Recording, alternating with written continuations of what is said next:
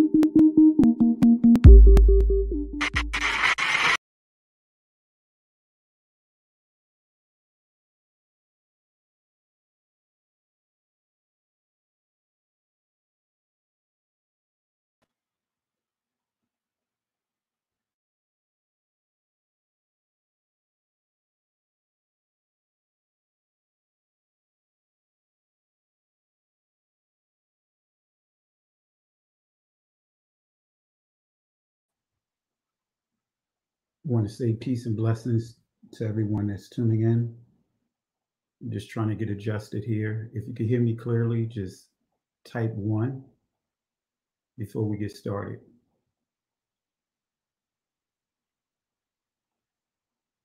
I want to say peace and blessings to all of you tuning in. If you can hear the audio, type one. If it's clear, type one. If I need to adjust it, just type two inside the comment section.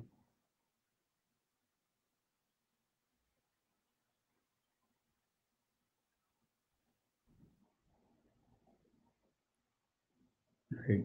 Okay. Well, that's good. I'm glad you guys can hear.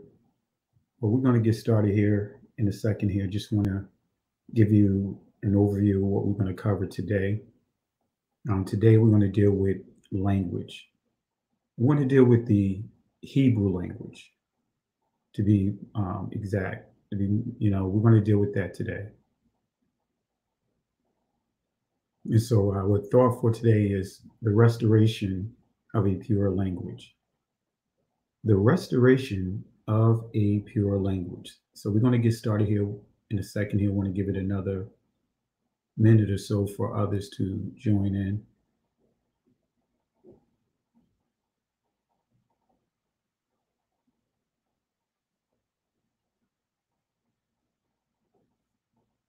I want to say peace and blessings.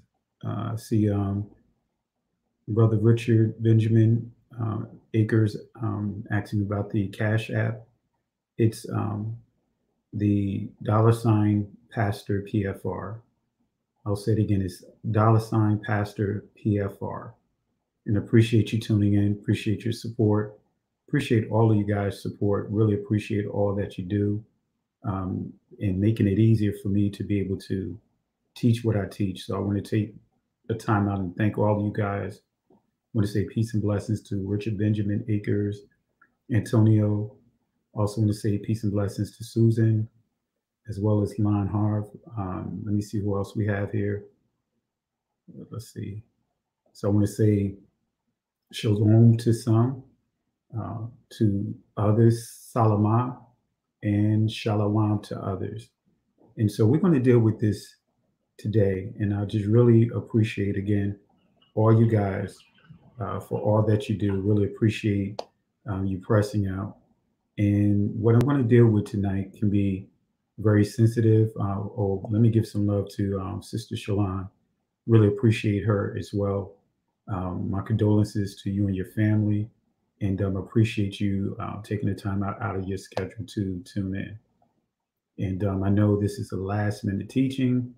Didn't give any notifications, but I just wanted to do this teaching. This is not going to be a full teaching because this is a pretty in-depth teaching here, but I want to deal with language. I want to deal with a lot of the things that are going back and forth.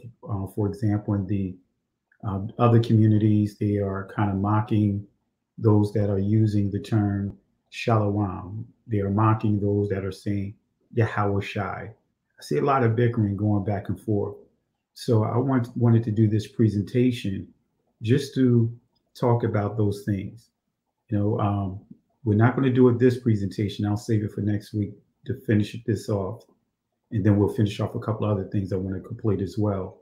But this I really want to touch on because this is a key biblical prophecy that many um, make reference to, but at the same time, really don't go into the details of the teachings about this text.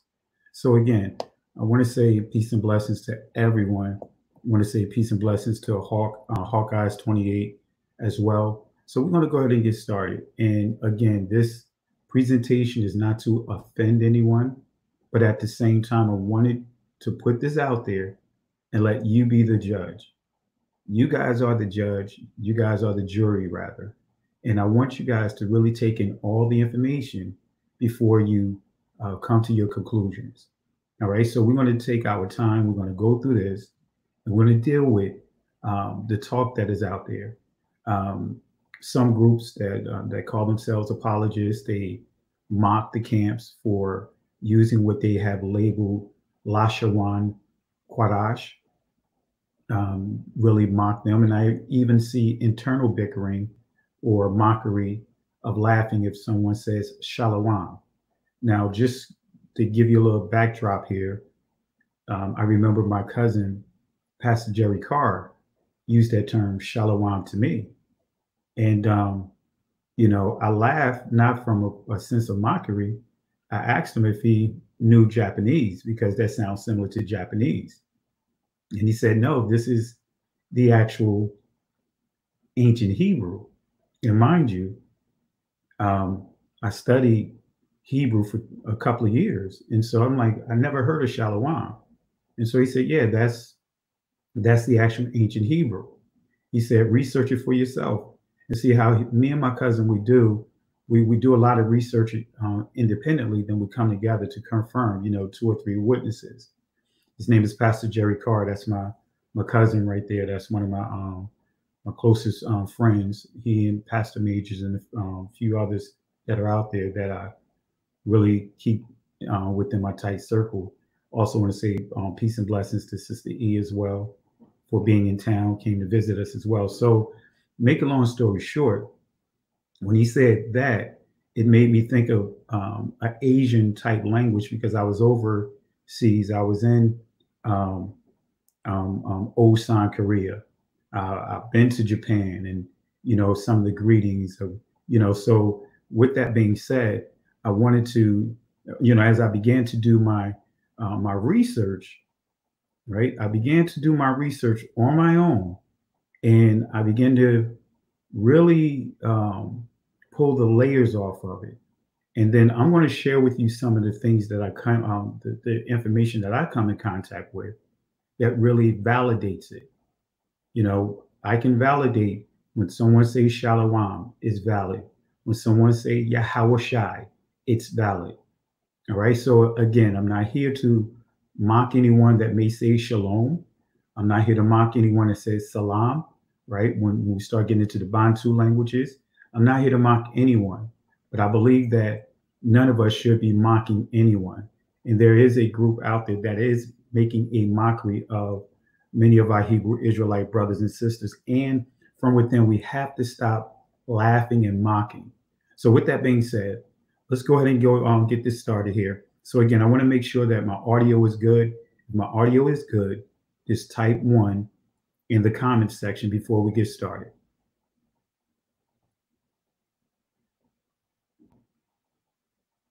All right. So if you can hear me clearly, type 1 before we get started, because I don't want to get started thinking that the audio is clear, and I have to kind of backtrack. All right. Okay. Well, we're going to go ahead and get started here. Let's go ahead and transition over here to my PowerPoint. All right.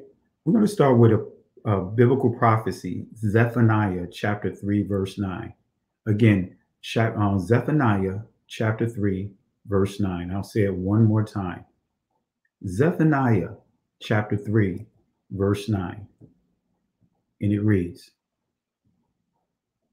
"For then will I turn to the people a pure language, that they may call upon the name of Yahweh to serve him with one consent.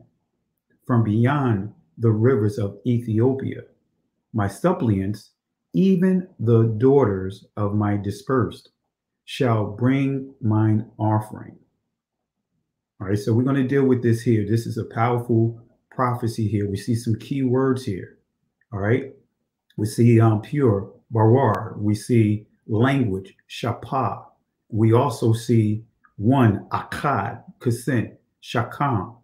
And we see beyond, ibar. Sound familiar? Beyond, ibar. The rivers of Ethiopia, kawash. So these are some key words that we're going to deal with in this text. So it says, from beyond Ibar, the rivers of Ethiopia, Kawash, my suppliants, even the daughter of my dispersed, shall bring mine offering. So we're going to break this down here. Let's break this down. Again, it says, then will I turn to the people a pure language. Let's define the word pure. And this is what it means: to clarify, examine, make bright, clean or cleanse. In other words, be clean, polished, purge. In other words, purge out. So I say it again: to clarify, examine, make bright, cleanse. In other words, be clean, polish, purge. In other words, out, purge out. So Yahweh is going to barar, in other words, clean and purge out the language of his chosen people, which is Israel. So I'll say it again. Yahweh is going to clean, in other words, purge out the languages, or should I say the language, of his chosen people, Israel. So let's deal with the Hebrew definition of language, shapah. Let's deal with this Hebrew definition here. And it says, we see here language, and I'm just going to highlight what's highlighted in red here. Language, lip, speech. All right. So this means Israel's speech and heart will be purged, and all of Israel will speak one language, akkad, shapah. All right. Going to speak one language. So let's go to Revelation chapter 13, verse 1 and 2. And you guys are going to notice that I make reference to this in some of my other presentations. And I purposely do this so that way the reputation, or should I say repetition rather, of this prophecy, you'll begin to understand how it ties in. So you guys heard me do this, the teaching of this prophecy in the last couple of lives that I've done. And you're going to hear it when I do the lesson titled The Deception of the English Language. So I like to take certain things from other lessons and continue to reiterate it just so that way it sinks in. So Revelation chapter 13, verse 1 and 2. It says this: "And I stood upon the sand of the sea, and saw a beast rise up out of the sea, having 7 heads and 10 horns, and upon his horns 10 crowns, and upon his head the name of blasphemy. And the beast which I saw was like unto a leopard, and his feet were as the feet of a bear, and his mouth as the mouth of a lion." And make a note of that continuously. Every time I go over this, I'm going to keep saying, make a note of this passage right here. It's a powerful passage, and we see the fulfillment of this prophecy. So again, it says, and his mouth as the mouth of a lion, and the dragon gave him his power and his seat and great authority. So again, upon his head, the name, and remember in ancient Hebrew, the term Shem, right, or Sham, that means what? Reputation, character, all right? It can mean the literal name, but also the reputation of a person. Okay, so we're going to deal with this. So upon his head, the name blasphemy. And so the Hebrew definition, as I just pointed out of name, this is what it says. This is one of the things, one of the words you're going to hear me regurgitate over and over again, because you get this down. This will open up a lot of the text that you're reading. It'll make it that much clearer. So again, this term Sham, and you guys probably heard the term Bashem, right? Or Basham, right? In other words, Ba means in, right? And Sham means name. In other words, reputation. All right. So here we see mark or memorial of individuality. In other words, a literal title. Then we see honor, authority, character, fame, and famous, renown, report. Okay. So name, Sham, means distinct. In other words, literal title, honor, authority, character, fame, reputation. All right, so let's deal with the Hebrew definition of the word blasphemy. All right, in ancient Hebrew, it's pronounced na'atazah, but in modern Hebrew, or should I say Israeli, the Israeli language is na'at.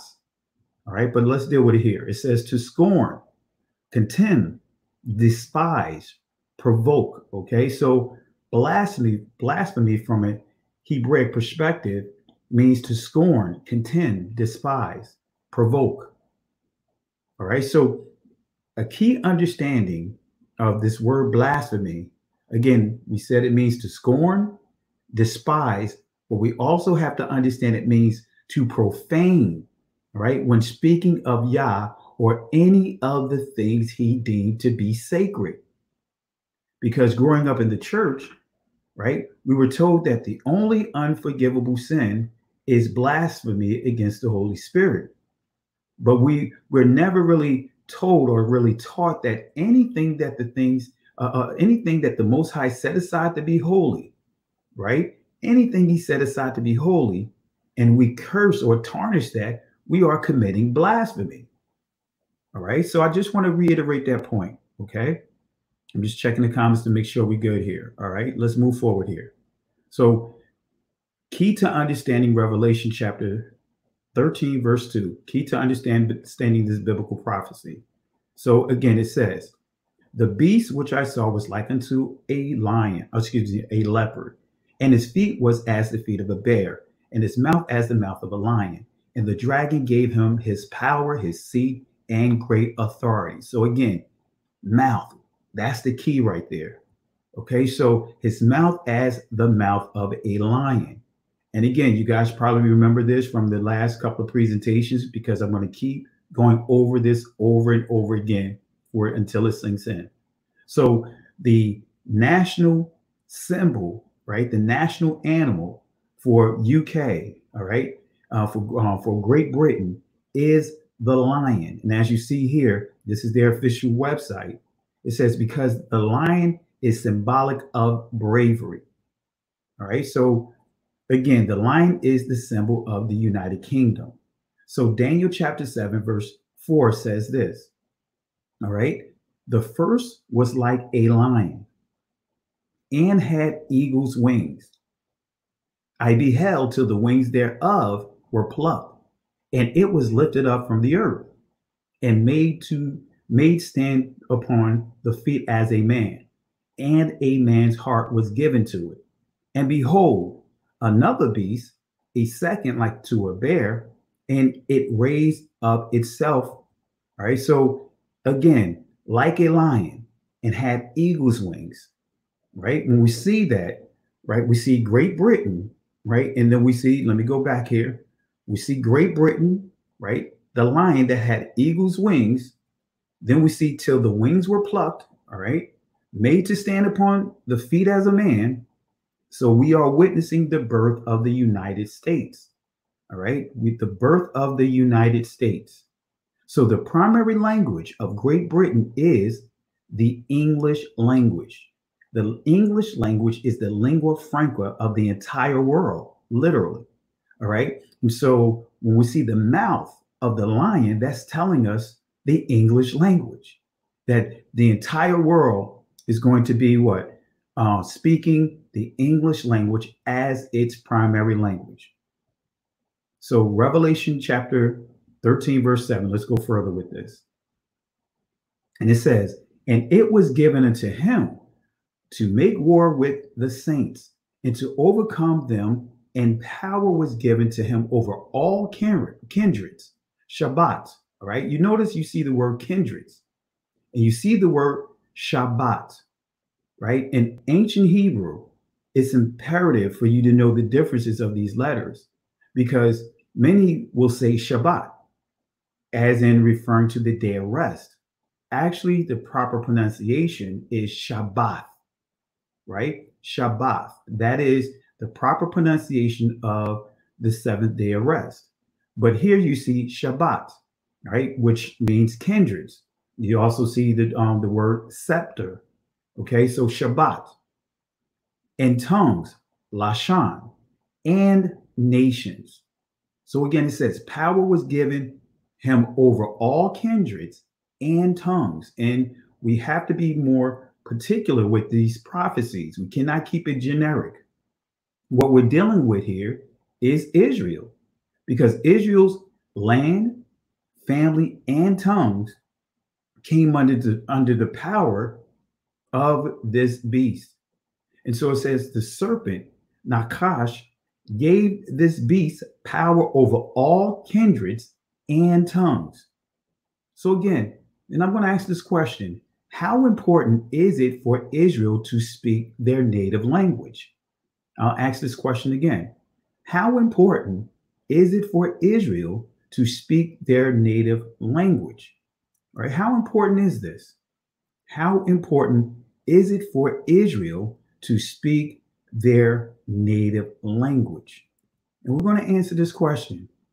Let's go to Nehemiah chapter 13, verse 23 and 24. And it reads, it says, in those days also saw I Judeans that had married wives of Ashad, of Ammon, and of Moab, and their children spake half in the speech of Ashad, and could not speak in the Judeans' language, but according to the language of each people. Right? So in this text, it tells us the children of Israel could not speak Hebrew. They could not speak their native tongue. Now, why was this important? Why was this important? Why was this a big deal? This meant that the children of Israel would not be able to read and understand the laws, statutes, and commandments of the Most High. They would not be able to read the covenant. Unless the situation could be corrected, the compromise of mixed marriages will only grow. Eventually, a whole generation of children would not speak their native tongue, which is ancient Hebrew, which meant they would be ignorant of Yahweh's word and of the laws that were to govern Israel. So Judah began to marry the daughters of the confederate who made a promise to destroy them. Let me say that again. Judah began to marry the daughters of the very people that promised to destroy them. And that's what we see happening today. Many of our brothers and sisters are marrying the daughters, the sons and daughters of the very people that had entered into a confederate. And back in the 14th century, it was referred to as the Asiento, which is a covenant that was made, and it was governed and facilitated by the Catholic Church on how they were going to enslave Israel, enslave the Negroes, how they was going to divide the spoils. So many of our brothers and sisters began to marry the very countries that have enslaved our people, began to marry the very daughters, began to marry the very sons of the very people that have made a promise, the very people that have raped, that have murdered, that have what? Kidnapped, that have done a number of perverted things to Yah's people. All right. So Judah began to marry the daughters of the Confederate who made a promise to destroy them. And when we go to the 83rd book of Psalms, verse 1 through 3, you guys know this text, but I'm just going to reiterate it. It says, keep not thou silence, O Elohim, hold not thy peace, and be not still, O Elohim, for lo, thy enemies make a tumult, and they that hate thee have lifted up the head. They have taken crafty counsel against thy people and consulted against thy hidden ones. So tumult, you guys probably remember this. It means to make a loud sound, to be in great commotion, to rage war. It goes on to say sound, be in an uproar. Hama is the actual Hebrew word for tumult, right? So the word tumult is interchangeable with the word war cry. And war cry means a cry used by a body of fighters in war, a slogan used especially to rally people to a cause. And we see the war cry, we see the rally. And one of the slogans that was created for those that are coming to the understanding of who we are is what we refer to as Black identity extremists. Have you ever thought that we would live in a day and time that even the term Afro-Asiatic is being taken away from us, this group of people that live in the Americas? The word Semite, right? When you look up that word, you'll see what? Afro-Asiatic. So now when we're being told that none of us are Shemitic people, now what they're saying is we're not Afro-Asiatic. We see in the Zondervan Bible Dictionary and the Young's Compact Dictionary as well, you see that it tells us that we're not descendants of Ham, but then it doesn't tell us that, doesn't list us under Shem or Japheth. So who are we? Anything but the Negro. So again, reiterating this point, our brothers and sisters, we began to what? Marry the very people that have made a promise that they are going to what? Completely destroy Israel, destroy our ancestors, but not just our ancestors, destroy us as a people. There's some nations that made a promise that they are going to make sure that our reputation will stay hidden from us. Our heritage will always stay hidden from us.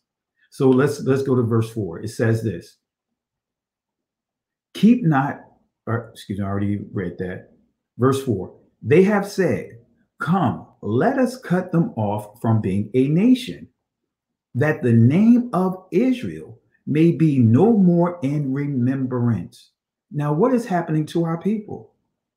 Now, some of you guys did your DNA test, and it came back that you are Bantu Limba, came back that you Igbo, came back that you Shanti, came back that you Dahomey, came back that you Mandinka, came back that you are Yemen, came back that you are Ethiopian, Hebrews. But nevertheless, that's not acceptable. That's not acceptable. The goalpost always moves when it comes to us. All right. So it says, they have said, come, let us cut them off from being a nation, that the name, remember, reputation, right? The reputation, fame of Israel may be no more in remembrance. In other words, Israel was known for what? Their relationship with the Most High. Okay. Verse 5, for they have consulted together with one consent. They are confederate against thee. And it goes on to say, and it lists the different kingdoms, the different nations. You see Edom, you see Ishmael, you see Moab, you see Hagar and her descendants, you see Gebal, you see Ammon, Amalek, you see, and it goes on to say the Philistines within the inhabitants of Tyre. So the name of Israel may be no more in remembrance. These very kingdoms have come together and made it a pact, that made a promise that they are going to make sure that Israel will be no more in remembrance. And we're falling right into the trap. So remember again, the word name, that English word name, that transliterated word name, in Hebrew is Sham, which means a distinct literal title, but it also means honor, authority, character, fame, reputation. So with that being said, I want to now transition into a key word here, interpolation. All right. I want you to make a note of this word here, interpolation. All right. Interpolation. Make a note of this word. This is a very important word, interpolation. And we're going to now deal with what is called the Nikud and the Matres Lectionis. Now, I encourage you guys. I shared a powerful revelation on this system, right? In the lesson that I did of Revelation chapter 1, the re-entry of the Hebrew Israelite Messiah. So take a look at that. Towards the last half of that presentation, I really give a detailed understanding of the mark of the beast. All right, but nevertheless, the Nikud and the Matres Lectionis. So let's start with the Oxford Dictionary definition of interpolation. Let's see what it says about interpolation. And this is key. It says, insert, in other words, something of a different nature into something else. Let me say it again. Insert, in other words, something of a different nature into something else. And the sub-entry says, insert, in other words, words in a book or other text, especially in order to give a false impression as to its date. That is powerful. That is powerful. I'll read it one more time, and please make a note of this. It says, insert, in other words, something of a different nature into something else. The sub-entry, insert, in other words, words in a book or other text, especially in order to give a false impression as to its date. So now let's deal with the Nikud and the Masoretic points. Let's deal with this. So I want to start off by going to a book here called The Theosophical Glossary by Helena Petrovna Blavatsky, 1892, page 208. All right, let's go here. Let's see what she says. It says here, under Masoretic points, all right, and this is, I hope you guys really pay attention to this right here. It says, scriptures, their true pronunciation by the addition of the points representing vowels to the consonants. This was the invention of the learned and cunning rabbins of the school of Tiberius. In other words, in the 9th century of our era. Not in the time of the antiquities, the 9th century. The 9th century is the Middle Ages. But it goes on to say, who, by doing so, had put an entirely new construction on the chief words and names of the Book of Moses. Now, let me see here. Yeah, I think I messed up with my animation here. So let me just read it again. Let me see if I can correct this slide real quick. Let me see if it'll allow me to do it. I messed up on the animation. Let me correct it real quick. So that way you can see the definition here. And my apologies. I'm going to have to blame someone. You guys know I always have to blame someone. So who's going to be the person that I blame today for my slide being out of whack? I see Sister E here. I want to blame Sister E. I want to blame Sister Carol. As a matter of fact, I want to blame, I see Promise Bond 2. I'm going to put the blame on, I'm going to blame all you guys. I got to put the blame with somebody, right? That's a, old military thing too, as well, when I used to be in the Air Force. But let me just fix this slide real quick, because I want you to read understand the details of this definition, because it's going to help set the tone and you understanding what this word means. All right. So let's see here. Bear with me 1 second. I'm going to fix this slide and hopefully it will show. All right. Let's see here. All right, let me change the animation here. All right, I'm fixing it right now. Let's see, did it work? All right. All right, now let's do it again. There we go. Now let me save this. All right. Now let's try this again. Let's see if this animation works now. If not, I'll back out and bring it back into this slide. All right, let's see here. Let's try this again. All right, where's my, let me go back here.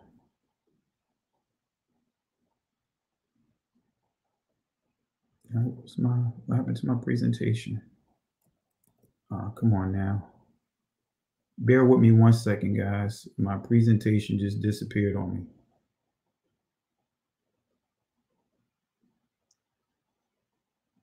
And that's what's where it's still showing on the screen, but it's disappeared completely. All right.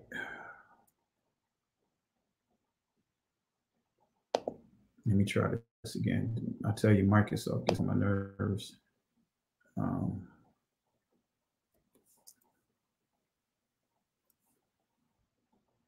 right, let's try this again. Bear with me 1 second, guys. Let me pull up this presentation. All right. Come on, Microsoft, stop doing this. Now my Microsoft, my Windows is going haywire. Let's see here.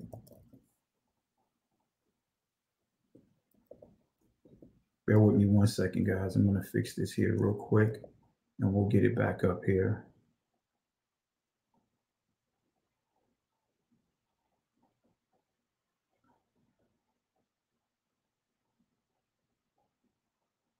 All right. Let's try this again. My apologies for the delay. Let me get to the presentation. I'm going to get to the slide here. I'm just correcting it real quick because this is a key piece of information. All right, let me see here. Let's get to it.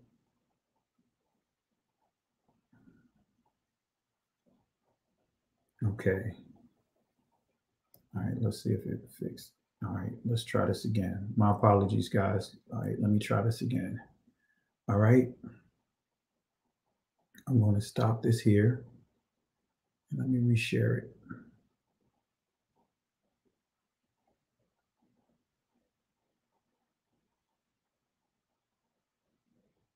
All right, there we go. All right, let's see if this works now. There we go. All right. All right, can you guys see that? If you guys can see that, press 1 inside the comment section so that way I know that you see it. Okay. All right. And if you can still hear me, type 1 as well. Okay, so, all right, great. All right, so this is the part of the definition that was over, I had hidden by accident. But here it is. The Masoretic points. It says, or as the system is now called Masorah, or and it says from Masoreh or Masoreth. And it goes on to say tradition in Mitzar, to, in other words, to hand down. The rabbins who busied themselves with the Masorah, hence called Masoretes, were also the inventors of the Masoretic points, which are supposed to give the vowelless words. All right, let me see here. Let me make sure that says right. Because I think that is, yeah. So I just want to make sure. So, which are supposed to give the vowelless words of the scriptures their true pronunciation by the addition of points representing vowels to consonants. This was the invention of the learned and cunning rabbins of the school of Tiberias in the 9th century of our era, who by doing so have put an entirely new construction on the chief words, pay attention, chief words and names in the books of Moses, and made thereby confusion still more confounded. The truth is that this scheme has only added additional blinds to those already existing in the Pentateuch and other works. So I'm reading the full details up in the top right corner here. Now, did you catch what it said here? Did you guys grab hold of what this said? I'm going to read it one more time. All right. Let me read it one more time. It says, as the system is now called Masorah from Masoreh or Masoreth tradition, the Metzar, which means to hand down, the rabbins who busied themselves with the Masorah, hence called themselves Masoretes, were also the inventors of the Masoretic points, which are supposed to give the vowelless words of the scriptures their true pronunciation by the addition of points representing vowels to the consonants. This was the invention of the learned and cunning rabbins of the school of Tiberias. In other words, in the 9th century of our era. Make it a note, the 9th century. And I got plenty of other references that literally will tear apart this whole Matrix Lectionis and this Nakud system. But notice it says the 9th century. The 9th century is not the time of antiquities. This is the Middle Ages, right? And it goes on to say, who by doing so have put an entirely new construction on the chief words and names in the books of Moses. Now I'm reading the top right corner here, all right, because I didn't put another bullet here, but at least you see it up in the top of your corner here. So it says the books of Moses, and made thereby confusion still more confounded. The truth is that this scheme has only added additional blinds to those already existing in the Pentateuch and other works. And I can tell you, in our ministry, I teach ancient and modern Hebrew, right? I started out teaching modern Hebrew, and I will tell you this, and the people in our assembly will testify.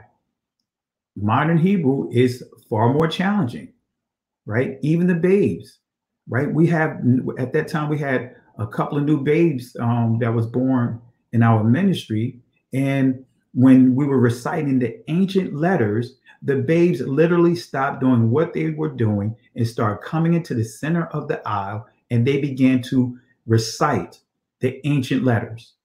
But when you start getting into this Israeli language, right, now you got to understand these vowel points, these marks, these vowel letters, and all these different things, right? But we're going to deal with that some more, all right?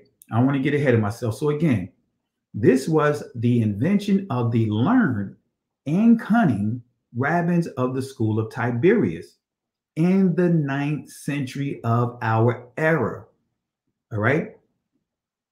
Okay, so I did have it here. Okay, I thought I didn't have it here, but nevertheless, and it goes on to say, Moses, and made thereby confusion still more confounded.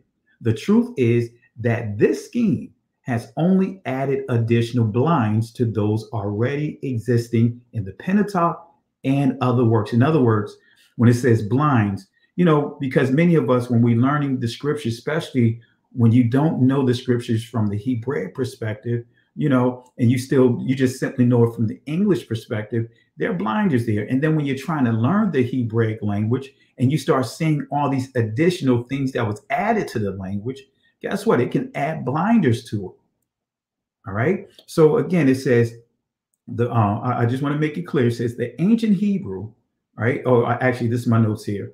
The ancient Hebrew and the Hebrew spoken by the Messiah did not have vowel points. They were added to the Hebrew text. Let me make this clear. The ancient Hebrew and the Hebrew spoken by the Hebrew Israelite Messiah, the Hebrew that was spoken by Moses and written by Moses, they did not have vowel points. They were added to the Hebraic text. And that is a fact.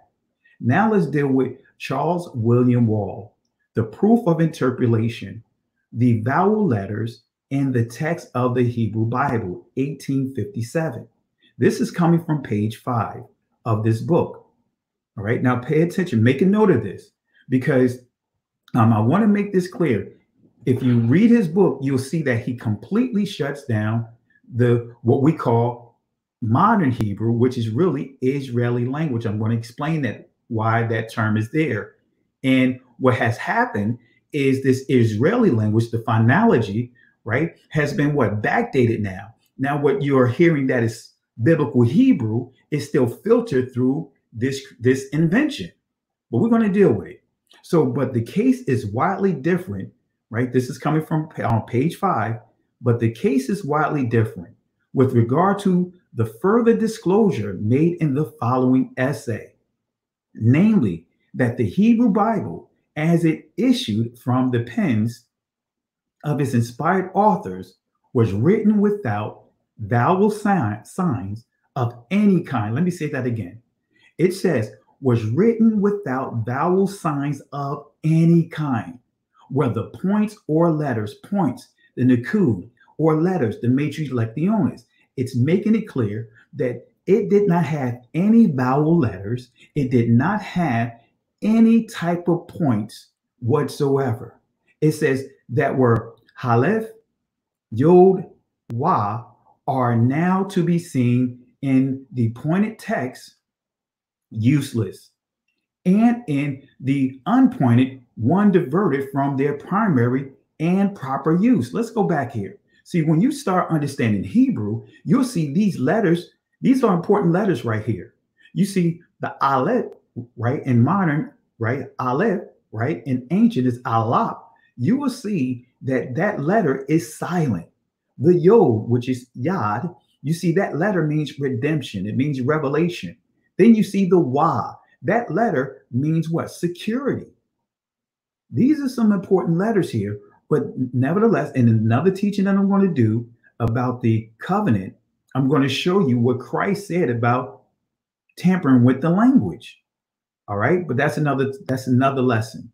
But it says, are now to be seen in the pointed text. It goes on to say, useless, and in the unpointed, one diverted from their primary and proper use. In other words, of the same general nature as that of the other elements of the Hebrew alphabet, to the occasional service of denoting vowels.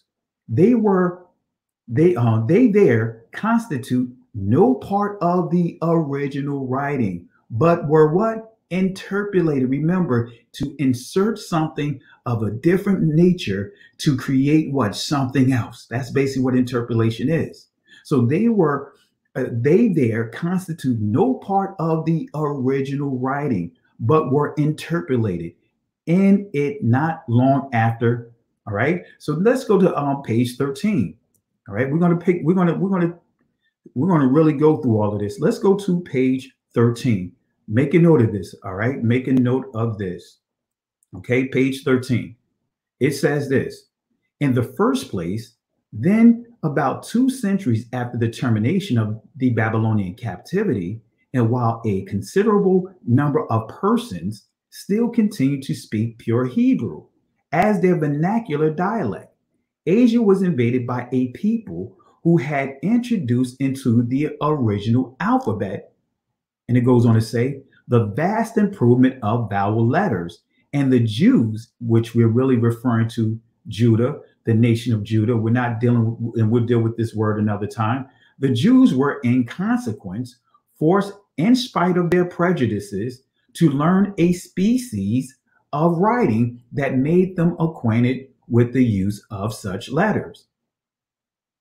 In the second place, their scriptures were very soon afterwards translated into the tongue connected with this writing by the order, as tradition tells us, of a pagan government, and at any rate in a country in which they and their religion were peculiarly hated and despised. This rendering of the Old Testament into Greek, a language at the time understood throughout the civilized portion of the world. Now, I want to make this clear, because when you learn Hebrew, right now of today, what they would tell you is that the Septuagint, right, that supposedly preserved the the ancient letters, which it did not. By the time the Septuagint was written, by that time, Ptolemy, the Greeks had already conquered Israel and had already modified the language. They modified the language. They changed the language. That's what this is saying. So anyone that try to say that ancient Hebrew was preserved in the Greek, whether you want to say Koine, whatever you want to call it, try to say that it was preserved in the Koine Greek is absolutely incorrect. The phonology was not preserved as we see here. This rendering of the Old Testament into Greek, a language at the time understood throughout the civilized portion of the world.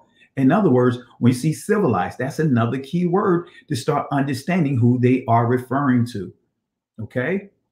A peculiarly hated and despised, this rendering of the Old Testament into Greek, again, a language at the time understood throughout the civilized portion of the world.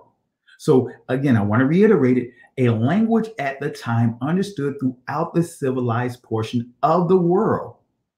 Okay, this quote has the same overtones in how the Negroes were viewed in the Willie Lynch letter, right? It has that same overtone. This is some bullets from the Willie Lynch letter.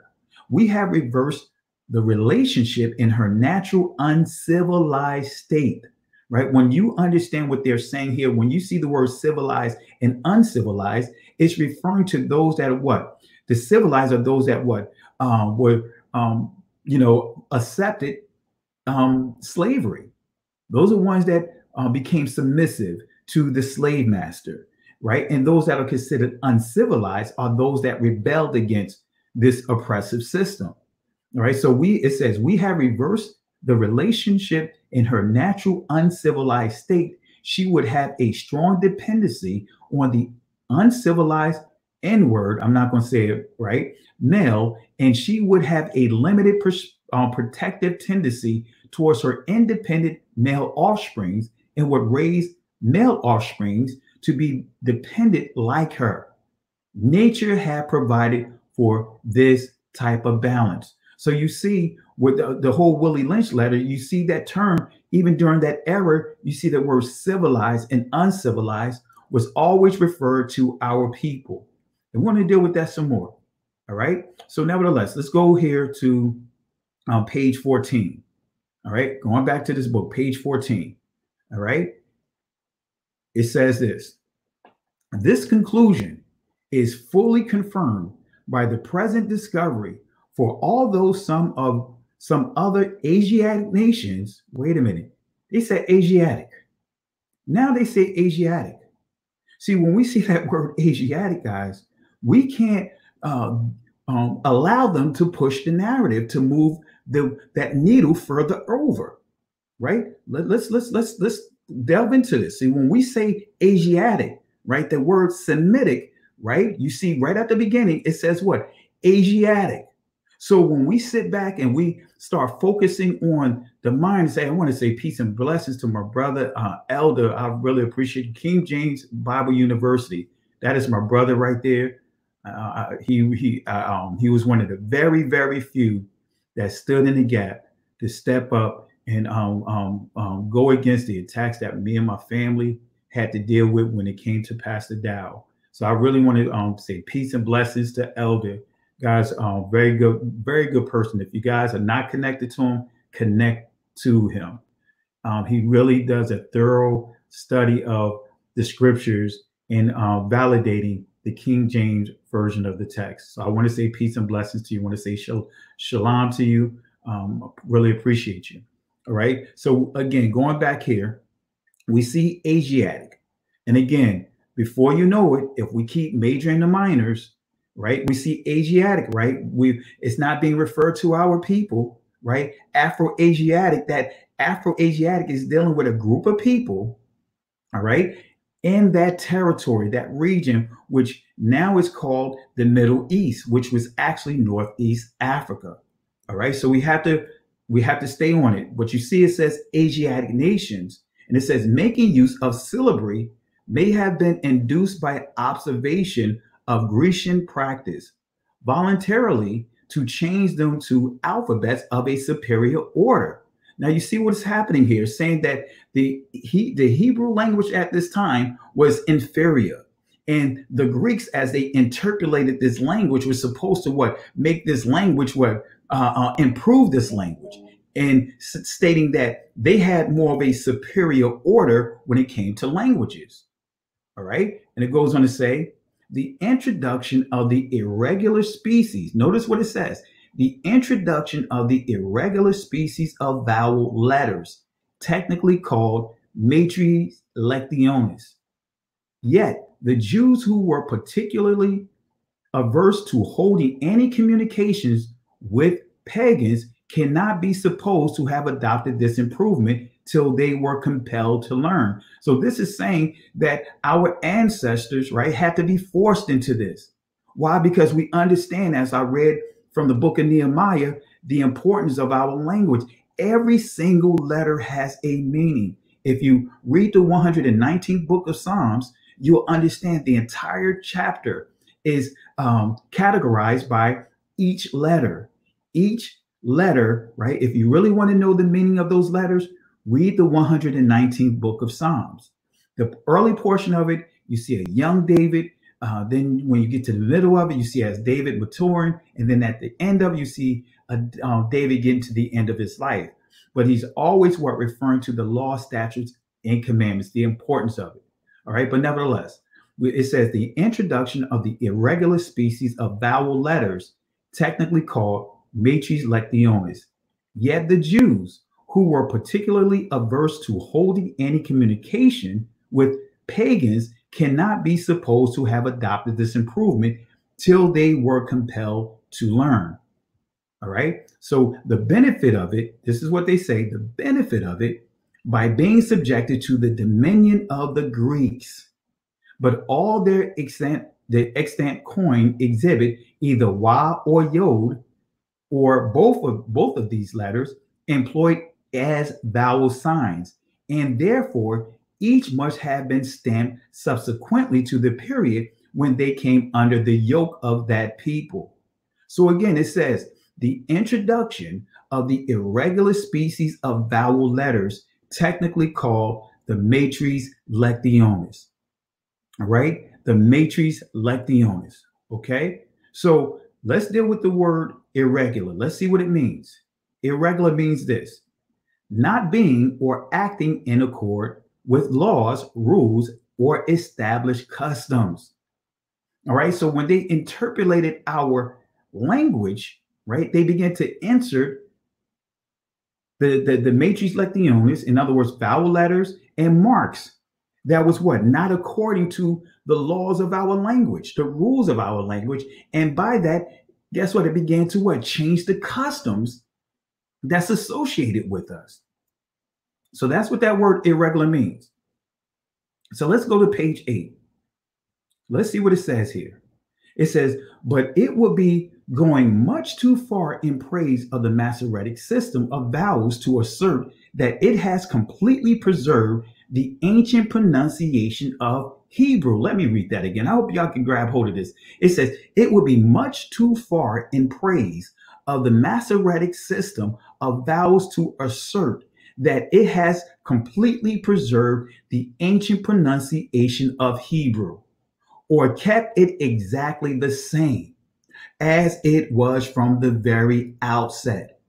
On the contrary, external evidence which is accessible to us on the subject serves to show that in the course of a vast number of successive ages, some changes have taken place in this respect, but still that they are not such as in the last to affect the sense of the scripture.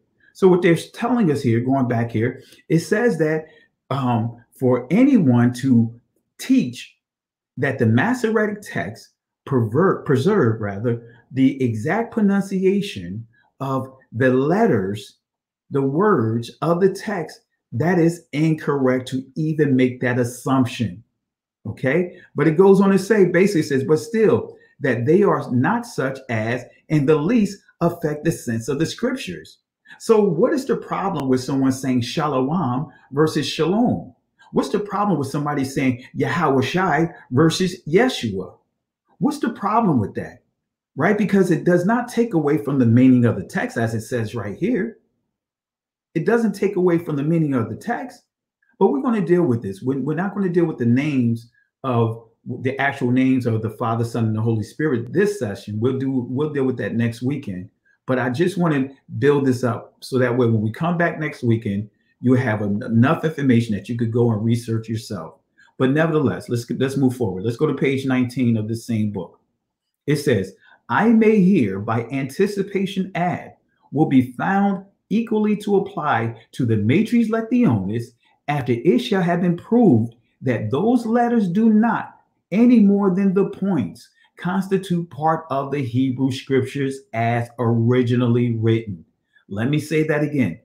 It says, I may here by anticipation add, will be found equally to apply the matres lectionis. In other words, matres lectionis using vowel letters, after it shall have been proved that those letters do not any more than the points, in other words, the Nakud, constitute part of the Hebrew scriptures as originally written. All right, so let me give you another reference here. This is biblicalhebrew.org, dealing with the matres lectionis. Let's see what it says here.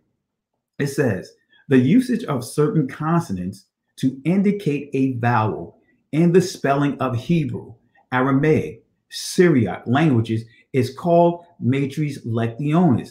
And guess what? You see those letters there, Afro-Asiatic languages, right? So again, let's deal with this again. The usage of certain consonants to indicate a vowel in the spelling of Hebrew, Aramaic, Syriac languages is called matres lectionis. This epiphenomenal association between consonant letters and vowels sounds was then seized upon and used in words without historic diphthongs. Y'all have to make a note of that. This is actually confirming what the book that I made reference to, Interpolation, the book Proof of Interpolation. It says this epiphenomenal association between consonant letters and vowels was then seized upon and used in words without historic diphthongs. So now they begin to what? Target key words, right? And add what is called these diphthongs to it. And we're going to deal with the word diphthong. They begin to interpolate it with diphthongs that's from their language. So this system developed as an early system for indicating vowels using the Hebrew alphabet. So again, words without historic diphthongs. What are they? What is a diphthong? Let's see what the word diphthong means. All right, this is coming from vocabulary.com.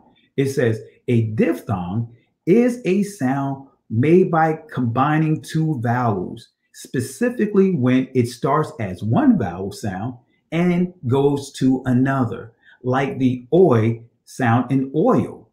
Diphthong comes from the Greek word diphthongos, which means having two sounds. I'll say that again.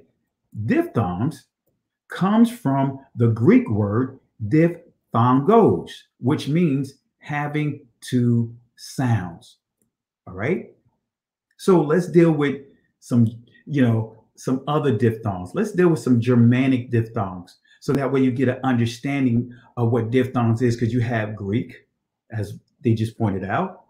But let's see some diphthongs from the Germanic language, right? Diphthongs, as it says here, this is coming from dummies.com, dealing with the Germanic language. It says here, pronouncing diphthongs. Diphthongs are combinations of two vowels in one syllable. And it gives an example here. It says the English, as in the English lie. So you see the I and you see the E. It says, this table lists the German diphthongs and show you how to pronounce them. And let's see some of the diphthongs that we see that's listed here. This is the actual chart here. So we see the AY, as in English, it says cry. Then you see the OU, as in English, the owl, right? And loud. Then we see the OY, and notice it's still what? Referring to the Y as what? A vowel. But then we see boy, the OI as in boy, the E as in C. All right. So Again, it said words without what? Historic diphthongs. Here's some words without historic diphthongs. All right. This is not trying to insult anyone, but I want you to pay attention. Words without historic diphthongs. Let's go back here. Right. Here's some of the diphthongs right here. Okay. But here's some words without historic diphthongs. We see Yahuwah.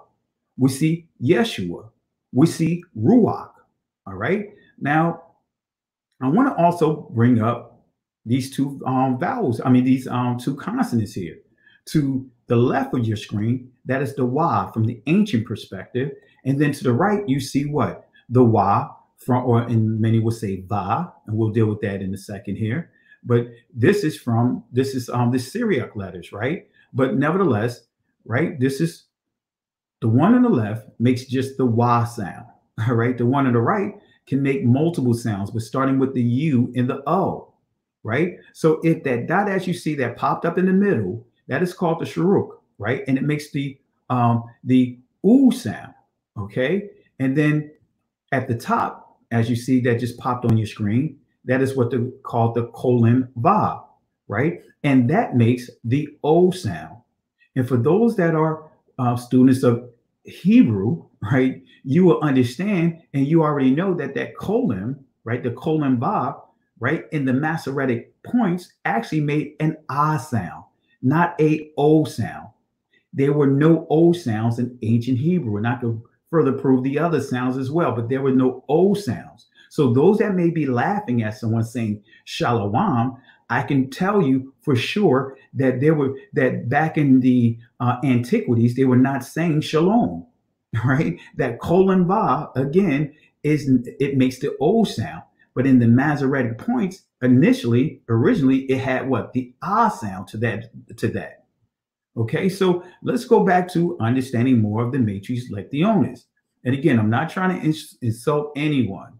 I just want to give you some facts for those that are bashing those that are saying shalom. We should not be laughing at anyone. Why? Because number one, it does not take away from the text whatsoever. It does not add to the text. Just like if we're comfortable with saying shalom, we should be comfortable with shalom. As I pointed out, does it change the meaning of the text? And that's the point that is missed. All right. But nevertheless, let's see more about the Matres Lectionis in the Nakud system. So with the time, a whole system of rules was developed in Hebrew, which vowels should be marked with letters, either with vocalization, in other words, Nakud, or without it. In Yiddish, let me say that again. In Yiddish, the letter ayin is used to indicate the presence of the E sound. Make a note of that. However, one must not forget the letters, and we see the Va, the He, the Aleph, the Yod, used as Matres Lectionis. In other words, these letters are being used as vowel letters. But it says, do not have one specific pronunciation, indeed, but rather indicate of one of, and you see the multiple different sounds that, for example, the Aleph makes, the He makes. All right. So again, the ayin is used to indicate the presence of the E sound. Now, I want to highlight these scrolls here, the Isaiah scrolls, because many will try to say, justify these vowel points or these markings of the Matres Lectionis by going to the Isaiah scrolls. But I want to read the Isaiah scrolls to you so that way, for some key notes here, and there's the link is listed below to show you that you cannot say that the Isaiah scrolls justify the Matres Lectionis. Let me read it here. It says, the Essenes of Qumran, who copied this scroll approximately 100 BCE, are not to be considered the protectors of an accurate text identical. Let me say that again. It says, the Essenes in Qumran, who copied this scroll approximately 100 BCE, are not to be considered the protectors of an accurate text identical with the Tanakh, which would have been revered by the rabbis. They were actually far from the mainstream, and it is clear that the Q text of Isaiah is a dialect of Hebrew. Wait a minute. It says it's a what? A dialect of Hebrew. It says what? It is a dialect of Hebrew. Let's see what else it says. It is not a translation. Wait a minute. A dialect of Hebrew, but it is not a translation, but is characterized by modifications in spelling and personal pronouns to match the then current Aramaic dialect that the Essenes would have spoken. It was much like changing ye, thee, and thou to you and thine to yours would be to us. Thus, the preservation of an identical letter for letter received text was not at all a part of their motivation in their use of the scriptures. You see what it says? It's saying having a word for word, letter for letter translation of the text was not part of their priorities. It goes on to say the Qumran text that I have translated and are dialects of Hebrew and not the Hebrew of the Tanakh. All right. Preservation of the original Hebrew letter for letter text was the role played by the rabbis of the main. All right. So again, the Q text of of Isaiah is a dialect of Hebrew, a dialect of Hebrew. Okay. So those letters do not any more than the points constitute part of the Hebrew scriptures as originally written. All right. Going back to this key quote here, right? It says, I may hear by anticipation add will be found equally to apply to the matres lectionis after it shall have been proved that those letters do not any more than the points constitute part of the Hebrew scriptures as originally written. Let me say it one more time. I may hear by anticipation add will be found equally to apply to the matres lectionis after it shall have been proved that those letters do not any more than the points constitute part of the Hebrew scriptures as originally written. So let's deal with some key understandings of ancient Hebrew. Remember, for those that are already students of it or those that's learning for the very first time, ancient Hebrew reads from right to left. I'll say it again. Ancient Hebrew reads from right to left. All right. Ancient Hebrew reads from right to left. Hebrew is very consistent. Each word will usually follow this pattern.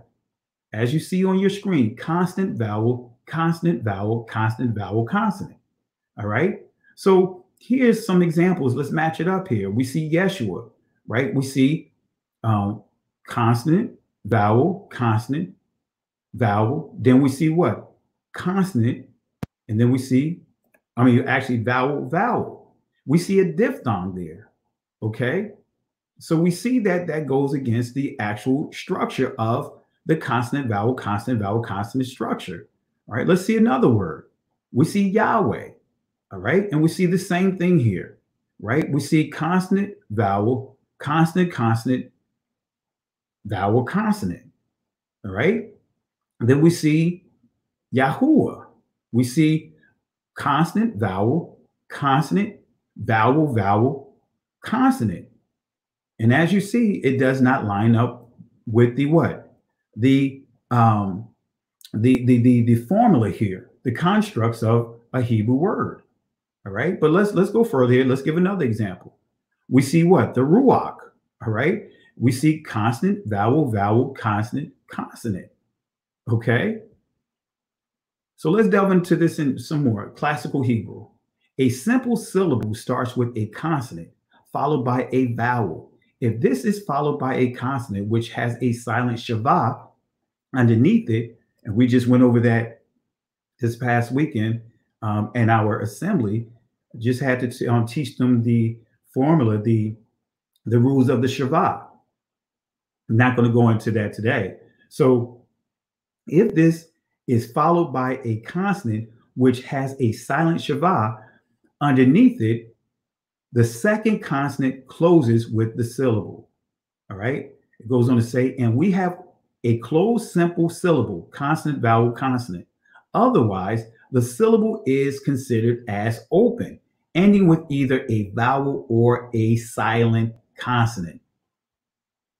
So a compound syllable starts with a consonant followed by a half vowel, but it's still a vowel. But nevertheless, a sounded shava or hataf, followed by a second consonant, followed by a vowel. If this is followed by a consonant with a silent shava, we have a closed compound syllable. And you see here, you see consonant, vowel, consonant, vowel, consonant. Otherwise, an open compound syllable. Okay, so let's deal with the Shemitic ah. All right, I know we're moving along here, and I encourage you guys go back over this lesson, and this is going to help you tremendously. Take the notes here. All right, I'm going to give you another important piece of reference. I got plenty of them, but I'm going to give a few of them here because I had to basically take some of it out of here just to keep the lesson from being so long here. All right, the Semitic vowel ah. Ancient, Quadam, Hebrew, Ibar Yah, or Ibarai, that's how some would pronounce it, Ibarai, or Ibar Yah, vocalizes each consonant with a ah. Let me say that again. Ancient Hebrew vocalizes each consonant with ah.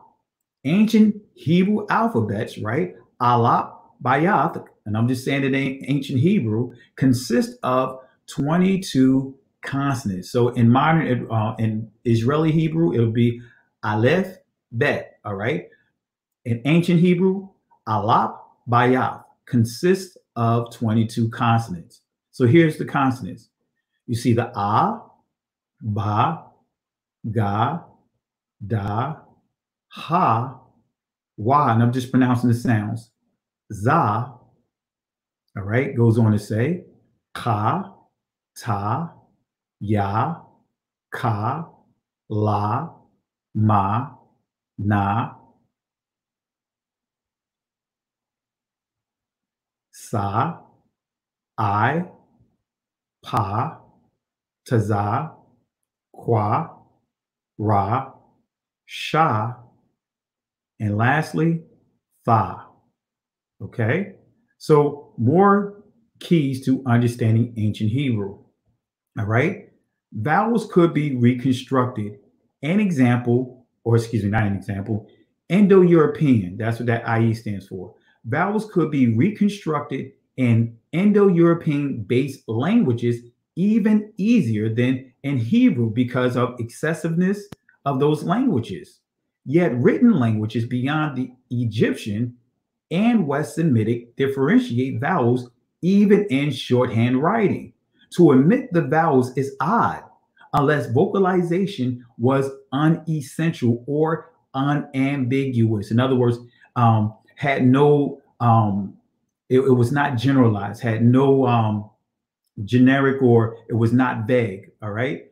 It goes on to say Proto-Hebrew was unambiguous. In other words, it was not vague. The language had a single vowel ah, which later evolved into the vowels according to the synodical accent. Differentiation of vowels run exactly along morphological differentiation. Sanskrit vocalizes each consonant with ah without specifically marking that sound. Hebrew, likewise, need not mark vowels. The only existing vowel ah was presumed for every consonant. When writing, for example, you see here the ka, the Hebrew actually meant ka, all right? The CV structure, consonant vowel structure, provided for clear pronunciation in consonants without blurring, as in consonant vowel, in other words, consonant cluster of word final consonants. Initially, each syllable was pronounced distinctively with its own accent. So you see dabara, right? In other words, da-ba-ra. As people became more fluent in speech, they pronounced words as a whole, and accents naturally shifted to penultimate position. In other words, da-ara. Unaccented final vowel shortened to its indistinct shuruk. In other words, now you see dabaru, all right, and was eventually lost. dabar. All right. So you see how, and this is explaining how the letters that began to, the words began to what? As they began to evolve. And when you start thinking about and understanding the 14 different vowel sounds, right? They all are variations of the original ah sound. So even with the ion, right? Many will say ah, but nevertheless, we'll deal with that. All right, ah or I. All right, so let's deal with more on this Semitic vowel ah. Let's go to page 446 and 447 of American Journal of Philology, the Semitic vowel ah, 1881. All right, I'm not going to go through all of this, but it's some great information, and I'll try to put some links to some of these references so that way you could go back over and research for yourself. So the Semitic vowel ah, we may have a very valuable testimony, Semitic pronunciation, which may not only furnish materials history of the Babylonian Assyrian vocalism, but also on that of the sister dialects, especially the Central or Canaanitish group. Its value is diminished, indeed, by the fact that in a foreign character not invented by Semites or to express sounds. Wait a minute, that sounds similar to the word interpolation.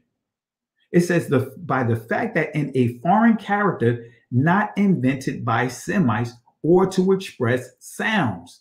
Yet this disadvantage concerns the consonants mainly, and if the writing is correctly read, it ought to give us in general, a true picture of the early Babylonian pronunciations of the vowels. It goes on to say, in the case of in the case of the other dialects, our direct information does not back further than about the beginning of our era. And the results of comparison of sounds must always have the uncertainty that attaches to the material. It goes on to say, I have here gathered some material for a history of the first vowel ah, giving first the case or cases in which it has maintained itself and then the changes it has undergone. So now it's going to tell you what the original sound, the original ah, at one time every every word, every ancient word simply just had the vowel ah. You see, that's what it's saying here. But then it says, but then it began to what? Undergo changes. It says it has been preserved in the following forms.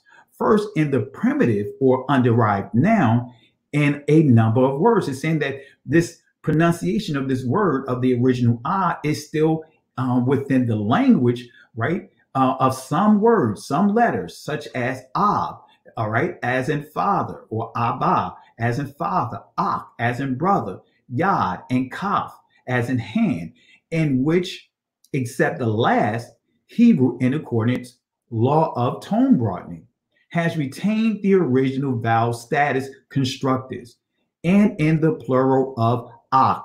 So it's telling us that, right, we still have words that still maintain the original vowel, the original sound. All right. So let's deal with this some more. Let's go to page 449. All right. It says this. This is a powerful article here. I encourage you guys to read this reference here. Bear with me one second here. This is a powerful piece of reference here. All right. So again, I'm reading from the American Journal of Philology. All right. So it goes on to say, from the article we infer a primitive stem, ha, with which may be compared, and we see arid. It says, you see, hey, as a probable lengthening. So it's telling you that when you start seeing this, as the language began to develop in other variations like Arab, is saying a probable what? Lengthening. So may out of ma. All right. Now we're seeing what? The ah, right, being stretched out. Is being what? Changed. And possibly day or da, which Arabic da, right? Most of the simple particles, most of the simple particles have a, as in ba, ka, la, wa, fa, sa, a, an, al, la, kad, in other words, AW. You see, it has AU as in what? AW, right? So AW, that's still what? Ancient, preserving what? That original Then it says la, ka, right? Kai, right? And others. While the has thus maintained, it goes on to say, maintained itself in so large a number of cases.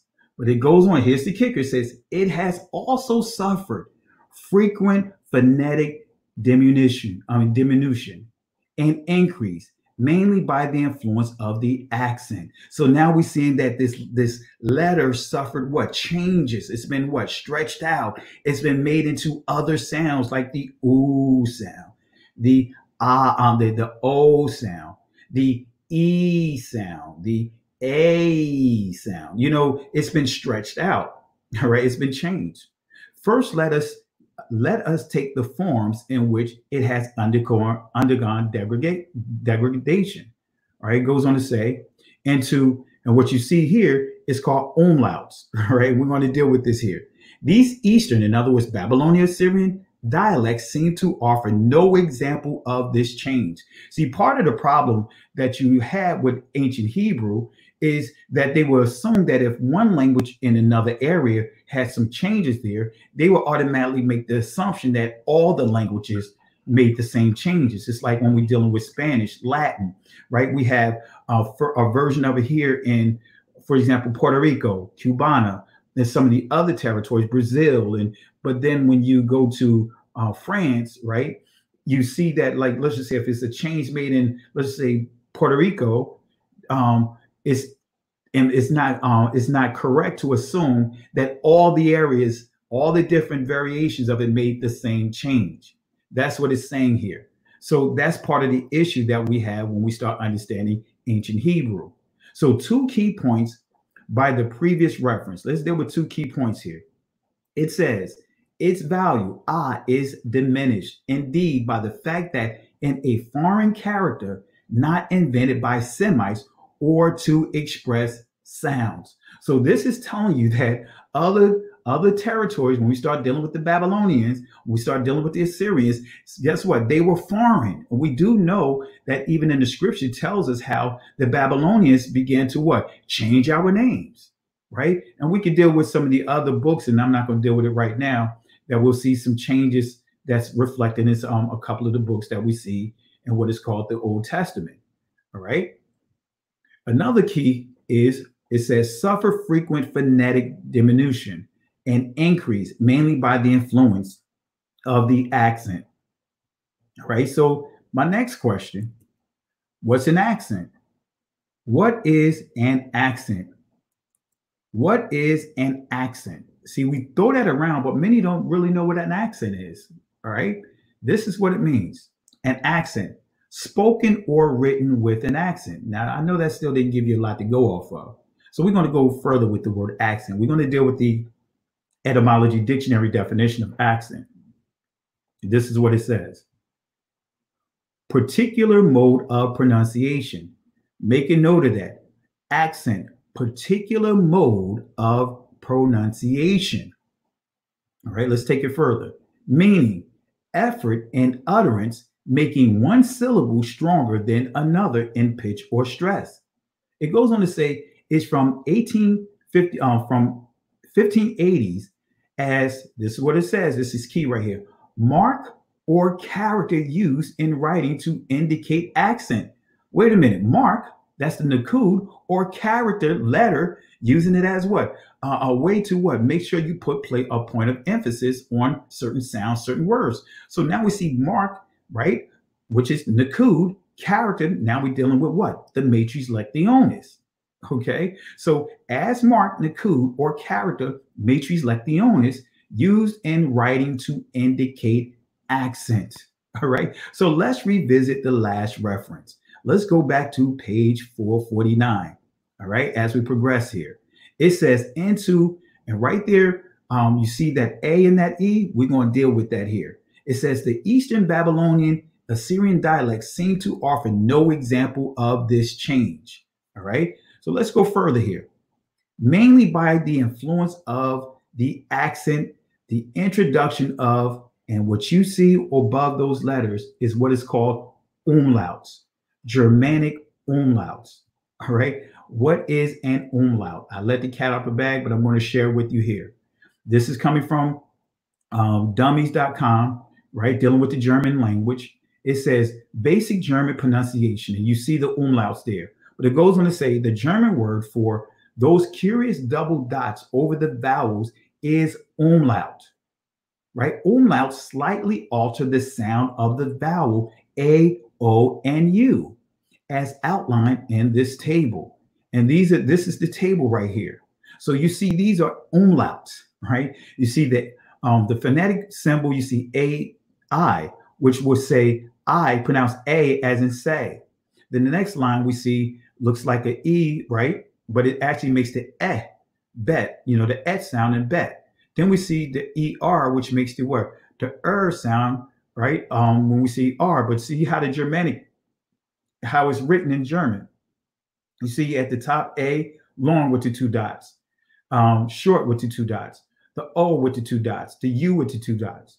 All right. And we see lure, right? You see how it's pronounced. All right. You get the gist of it. So the umlaut looks like the Naku vowel sign, the Saray. Let's look at here. You see how to the left there, you see the Saray Yod, and then you see the Saray in the middle, and then to the right, that's the umlaut. Notice they have the same dots and basically make the same sound. Is that a coincidence? Is the similarity of the marks and sounds a coincidence? Let's go back here, right? You got what is supposed to be what? Marks, the Saray Yod and the Saray, and to the right, you have the umlauts. And they, instead of having the dots below the consonants, in German, you see the dots above. That is called umlauts. So already we're starting to see what? The influence, the interpolation of the language, not just with the Greeks, but we see even to this day, we see German. We see a German influence over what? Over the language. Okay, so is the similarity of the marks and sounds a coincidence? Absolutely not. So let's deal with the etymology of the word Israeli. And we're going to close out here. Let's deal with the word Israeli. And I hope this is really blessing you guys. I know I'm giving you a lot of information, and we're getting ready to wrap this up here soon. Let's deal with the etymology word of Israeli. All right. And we're going to use this as being our stopping point, and we'll pick up next week and we'll deal with the actual names. All right. Some key names. All right. Let's deal with Israeli. Israeli. Right. This is the etymology of the word. It says citizens of the state of Israel. But it goes on to say, it says it distinguishes the citizens of the modern state from the ancient people. All right. So what this is saying is when you see the term Israeli, that is not dealing with, that's not connected to the people that's the Aboriginals there, the original people that is there. Those that are originally from Israel, they will be called Israel. Those that are what? That are converts, right? That's why you see those that have coming back. I mean, I'm not going to say coming back, right? That are going there for the first time from Germany and some of these other places. They are referred to as Israeli, all right? And so when you see that term Israeli, that means that they are citizens of the modern state of Israel, but they are not the ancient people. They have no connection to the ancient people. All right. Now, let me prove that. You guys know I make reference to this all the time. The Jewish Almanac, page 3, 1980. Y'all remember this. I'm going to keep reiterating this point.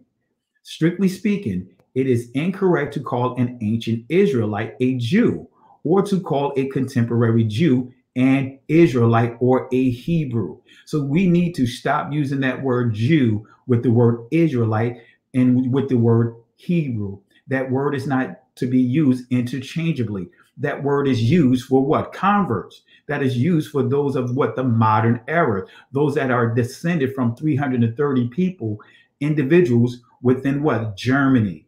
All right. That's a whole nother teaching right there. But nevertheless, strictly speaking, it is incorrect to call an ancient Israelite a Jew, or to call a contemporary, in other words, modern Jew, an Israelite or a Hebrew. And this is coming from their own book. Again, Jewish Almanac, 1980, page 3. And the section that's titled A Brief History of the Terms for Jews. All right. Now, we're going to close out with a bang here. We're going to close out with a bang. This is going to be the final piece of reference that I'm going to use right here. And I hope that this is really helping and blessing you guys. All right. Language revival and multiple causation, the Mosaic Genesis of the Israeli, Israeli language, Oxford University Press, forthcoming. Let's go here. It says here, for more than 1700 years thereafter, Hebrew was comatose, either a sleeping beauty or walking dead. It served as a liturgical and literary language, and occasionally also as a lingua franca for Jews of the diaspora, but not as a mother tongue. For the formation of Israeli, and you see here the name I use for so-called modern Hebrew. Why is they saying that? Why is these scholars here using the term Israeli? I just explained to you, because that is not something that's aboriginal to the area. So they use the term Israeli. So they said here, they refer to the language as Israeli, all right, instead of modern Hebrew. So it says the formation of Israeli was facilitated at the end of the 19th century by Eliezer ben Yehuda, school teachers, and others to further the Zionist cause. Wait a minute. Others to further the Zionist cause. This is not some conspiracy theory that Max Kellerman and many would throw around. This is coming from Oxford University. This is coming from their publications. All right. So this is not a conspiracy theory. So I hope you guys pay attention and make a note to this right here. It goes on to say earlier during the Haskalah, in other words, Enlightenment period of the 1770s through the 1880s, such writers as Mendele, Macaire, Sfarim, right, produced works in neologism, which eventually contributed to Israeli. However, it was not until the beginning of the 20th century that the language was first spoken, as a result of distinctive characteristics such as the lack of continuous chain of native speakers from Hebrew to Israeli. Israeli presents the linguist with a unique laboratory. In other words, now they get to experiment. Laboratory in which to test a wider set of theoretical problems concerning language genesis and evolution. Indeed, the generic classification of Israeli has preoccupied linguists. Let me say that again. The generic classification of Israeli has preoccupied linguists from the beginning of the 20th century.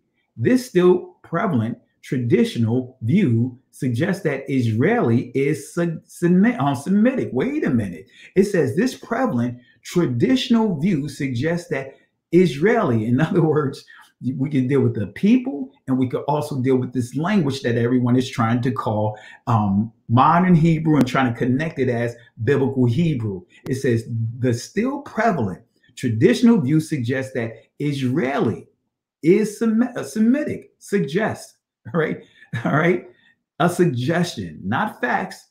This is what everyone is regurgitating. Look at the word suggest, and you'll see what this actually says. See what it means. So it says, this still prevalent traditional view suggests that Israeli is Semitic, Hebrew, revived. Right? It goes on to say, educators, scholars, and politicians have contributed to this assumption in their efforts to impose a nationalist narrative on linguistic reality. Revisionists countered that it is actually Indo-European Yiddish. Oh, wait a minute. Oh, wait a minute. See, you have people even defending the people that have what created their own brand of Hebrew. They're making it. Again, I'm not even going to call it Hebrew. They created their own language and put the what they said. Call it what Israeli, not modern Hebrew, not biblical Hebrew. It's Israeli. It says revisionists countered that it is actually Indo-European Yiddish. In other words, relexified. In other words, that is Yiddish with Hebrew vocabulary. My hypothesis, it says this, is that Israeli is a hybrid language, both Semitic and Indo-European. I argue that both Hebrew and Yiddish act equally as its primary contributors, accompanied by a plethora of other contributors such as Polish, Russian, German, Judeo-Spanish, aka Ladino, Arabic, English, and etc. Thus, the term Israeli goes on to say is far more appropriate than Israeli Hebrew. Let me say that again. It goes back and say, man, y'all, man. Anyway, thus the term Israeli is far more appropriate than Israeli Hebrew, let alone modern Hebrew or Hebrew tout court. That right there, that's a drop the mic moment right there. That is a drop the mic moment right there. That's why I say I don't try to go at other people for what they're pronouncing, but just don't come at me and tell me that I'm wrong for pronouncing saying shalom, which is still in the same what breakdowns of the syllables. When you look at Solomon's name, Shalamah, right? You see Shalom, right? And we know that there's a difference between saying shalom versus shalom. So again, as I pointed out, there was no O sound. That colon ba, which produces that O sound, was non-existent. So again, I'm not knocking anyone for using it, but don't knock me and others that are using this. All right. Don't knock me or others that are saying shalom, that is saying Yahweh Shai, that is saying Yahweh. Do not knock whatever terms you want to place on it, because now you have some people in this group called the Urban Apologists pushing a bunch of nonsense, trying to mock it by saying, hey, look, Lashawan Quadash. Look, they have no clue. No clue. No clue. So let's finish up this article here, right? This is another input here. It says the literary has as spoken language myth. All right, this is a bullet here in this lengthy article here. It says the literary as spoken language myth.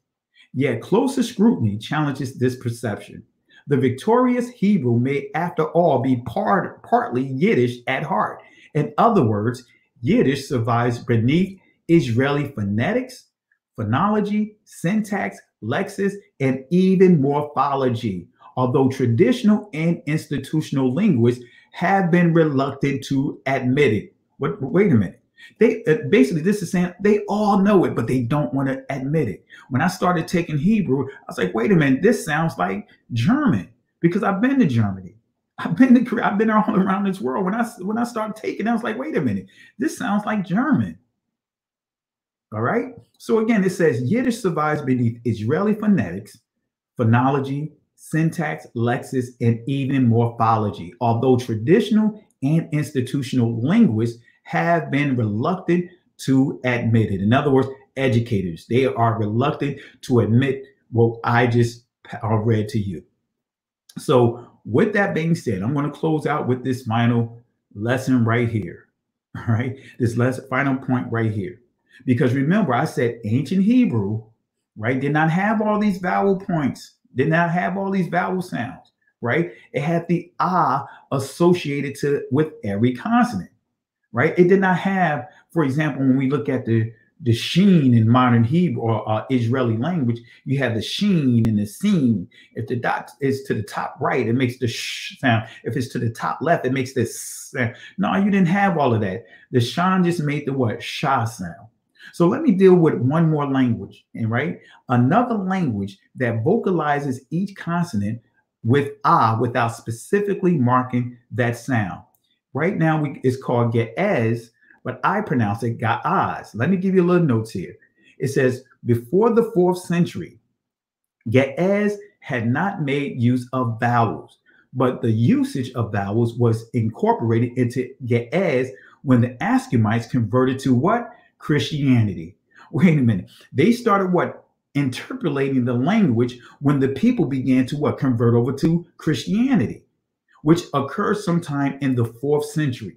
Pankhurst, it goes on to say, suggests that the reason that the alphabet was modified at the time could have been due to the wish to make biblical text more intelligible to newly illiterate. We know what that means. To make it more intelligible to what? The newly what? Illiterate. Now I want to close out with this final point. I want to read here, right? This is going to debunk a lot of the crazy stuff that we hear of people trying to put down the ancient pronunciation, right? Now, this is what, to the left there of your screen, you see the Sabine language or Saba'an, right? Because the Saba'an language or Sabine language, right? This is where you get the Ge'ez from, or Ga'az. Now, notice, pay attention to the pronunciations here, right? And I'm going to read it from starting at the left to right. All right, we're going to go that way. Okay, so you see to the top left, right? You see ba, ga, da, za, ya, ka, la, ma, sa, ra, wa, za, ha, na, sa, ta, fa. Doesn't that sound familiar? Doesn't that sound familiar? And we're going to stop right here. What's the proper name for God from the Hebrew Israelite perspective? We're going to stop right there. We're going to stop right there. So I hope this helps you. I hope this blesses each and every one of you guys. And again, I'm going to leave this up here. I was going to do a full documentary of this, but I was like, you know what? Let me just do a teaching. And I am going to be teaching on ancient Hebrew pretty soon. So I hope this really blesses you guys. Just make a note. And again, hit the like buttons, subscribe to the channel. Just share with whoever you want to share with, just to show them, let them go through this video. And I can guarantee I got plenty more that can actually continue to validate what I just shared with you. See, what the scripture tells us, we ought to have what? Two or more witnesses to confirm something to be true.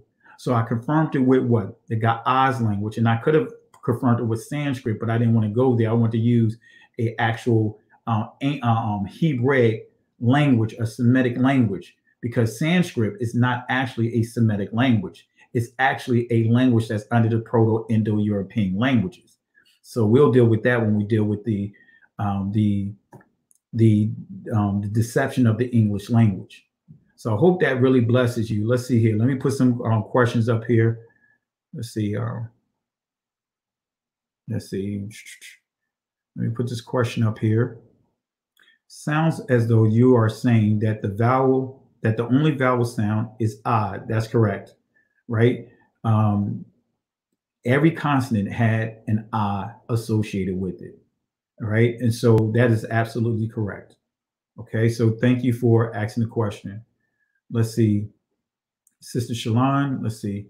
Tawada for bringing this lesson. Tawada means thank you for bringing this lesson forward. I've shared with everyone that has tried to correct me in our original language. Straight fire. Appreciate you, Sister Shalon. Yeah, you see some of the battles that I had to do to try to justify, to show the people that this is correct. So I hope this blesses you and help you. And thank you, Elder. I really appreciate it. And Elder, we have to get caught up, because I definitely want to get you on and on this platform and just bless the people. Thank you, my brother, Pastor Kelly. Very enjoyable. Really appreciate you as well, Elder. Now, I will reach out to you tomorrow for sure, and that's a promise. Thank you again. Love you and appreciate all that you do. All right. Let's see here. Another question here. Thanks. How can I learn Hebrew? All right. We're going to make it. I'm going to put some information up over the next couple of weeks I am working on a 10-week class that I've been teaching in our assembly for several years, just so that way I can really, make it easier for you to learn. All right. So I am working on that. So stay tuned for that. Okay. Let's see. Lon, all right, he said, I left. Let me see. I think saw someone who said that I left him on a cliffhanger. Let me see. That cliffhanger ending, that cliffhanger ending, though low, this was good. Appreciate you, brother. Thank you for tuning in, taking time out of your time to watch this lesson here, and we'll go into the names next time we come together. But again, I hope this really helps you.